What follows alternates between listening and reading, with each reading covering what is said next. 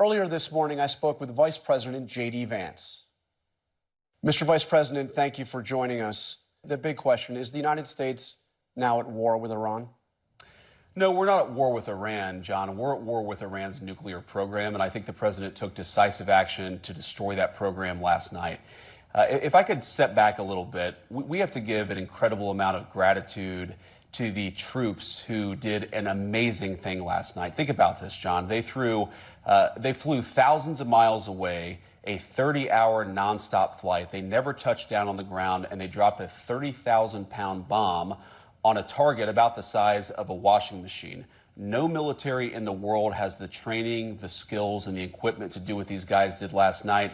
I know the president and I are both very proud of them, and I think what they did was accomplish a very core American national objective. Iran cannot have a nuclear weapons program. The president's been very clear about this, and thanks to the bravery and competence and skill of our great pilots and everybody who supported this mission, we took a major step forward for that national objective last night. It certainly was a complex and overwhelming mission, 125 aircraft involved, we are told. Can you say definitively that Iran's nuclear program has now been destroyed? Well, John, I don't want to get into the sensitive intelligence here, but we know that we set the Iranian nuclear program back substantially last night. Whether it's years or beyond that, we know it's going to be a very long time before Iran can even build a nuclear weapon if they want to. But I actually think that raises the most important question. The president talked about this last night. We want Iran to give up their nuclear weapons program peacefully, but there is no way that the United States is going to let Iran have a nuclear weapon. And so they really have to choose a pathway, John. Are they going to go down the path of continued war, of funding terrorism, of seeking a nuclear weapon, or are they going to work with us to give up nuclear weapons permanently? If they're willing to choose the smart path, they're certainly going to find a willing partner in the United States to dismantle that nuclear weapons program. But if they decide they're going to attack our troops, if they decide they're going to continue to try to build a nuclear weapon, then we are going to respond to that with overwhelming force. So really what happens next is up to the Iranians. So but let me drill down on what was accomplished, because there's a report this morning in the New York Times that Fordo, that deep underground enrichment facility, was severely damaged but not fully destroyed. But the president said last night the enrichment facilities have been completely and totally obliterated. Can we say that definitively, or are we just not sure yet? I mean, have those facilities been obliterated? Well, John, severely damaged versus obliterated, I'm not exactly sure what the difference is. What we know is that the nuclear program back substantially. And again, John, I don't want to get into very sensitive intelligence about what we know, but I feel extremely confident, and I can say to the American people with great confidence that they are much further away from a nuclear program today than they were 24 hours ago. That was the objective of the mission, to destroy that Fordo nuclear site and, of course, do some damage to the other sites as well. But we feel very confident that the Fordo nuclear site was substantially set back, and that was our goal. The UN's atomic energy watchdog said that Iran had 900 pounds of highly enriched uranium. Do we know what has become of that? Was it destroyed in this attack? Do we know? That's a big stockpile. We're going to work in the coming weeks. Yeah, John, we're going to work in the coming weeks to ensure that we do something with that fuel, and that's one of the things that we're going to have conversations with the Iranians about. But what we know, John, is they no longer have the capacity to turn that stockpile of highly enriched uranium to weapons-grade uranium, and that was really the goal here. Uranium is not that difficult to come by, John, but enriching uranium up to the point of a nuclear weapon, that is what the president put a stop to last night. This morning, the Russian reaction caught my eye. Dmitry Medvedev, of course, the former president and prime minister of Russia, now the deputy chairman of Russia's Security Council, said the enrichment of nuclear material, and now we can say it outright, the future production of nuclear weapons will continue. A number of countries are ready to directly supply Iran with their own nuclear warheads. What do you make of that Russian response? And are they off base? I mean, they're saying that the nuclear program in Iran is still well underway. Well, first of all, I think it's a bizarre response, but I also don't know that that guy speaks for President Putin or for the Russian government. One of the things that we've picked up, John, in our conversations with the Russians over the last few months, despite our many disagreements, of course, with the state of Russia, they've been very consistent that they don't want Iran to get a nuclear weapon. And this is what I think many commentators underappreciate about what the president did last night.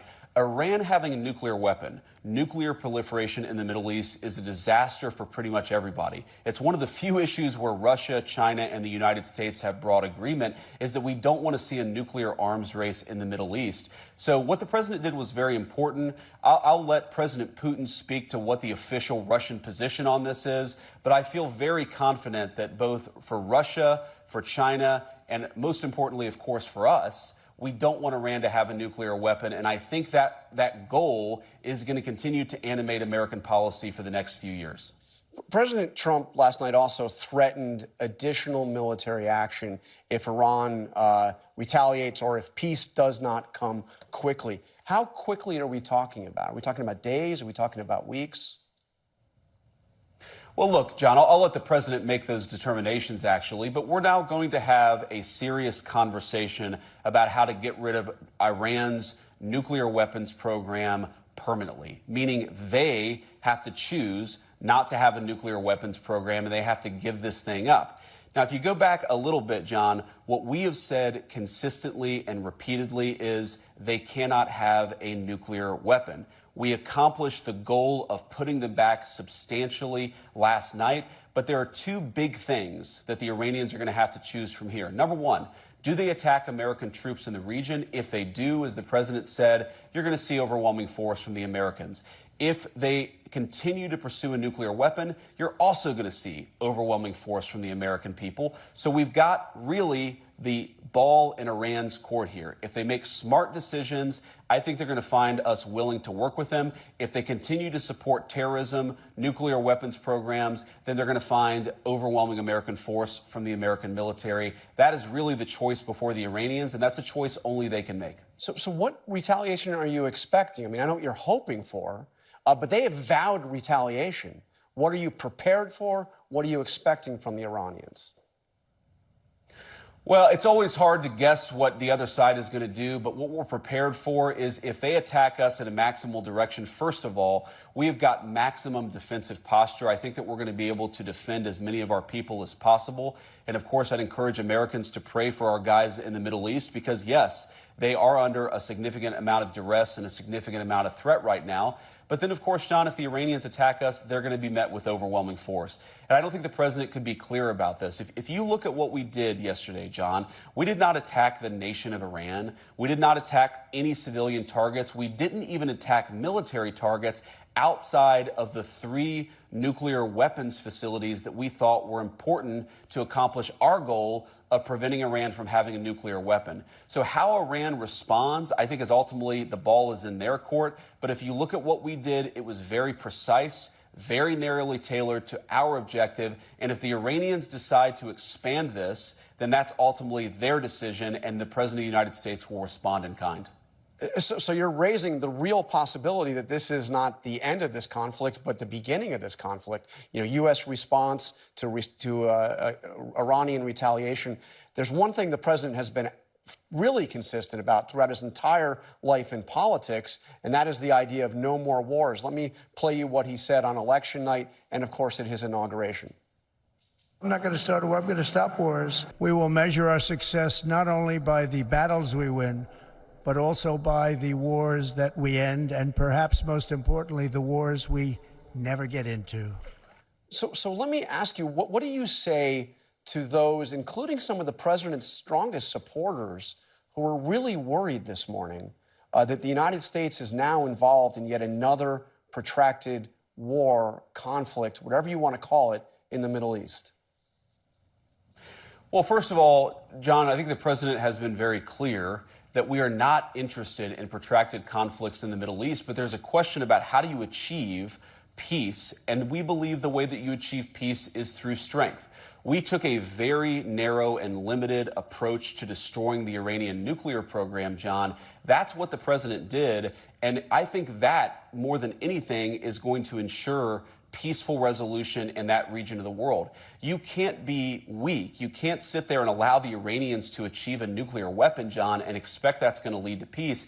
It would lead to absolutely disastrous military conflict all over the Middle East. We don't want that. Our Gulf Arab nation allies don't want that. Israel doesn't want that. And it's one of the few issues, frankly, that unites the Arabians to the Israelis is none of them want the Iranians to get a nuclear weapon because they know that it would lead to the opposite of peace.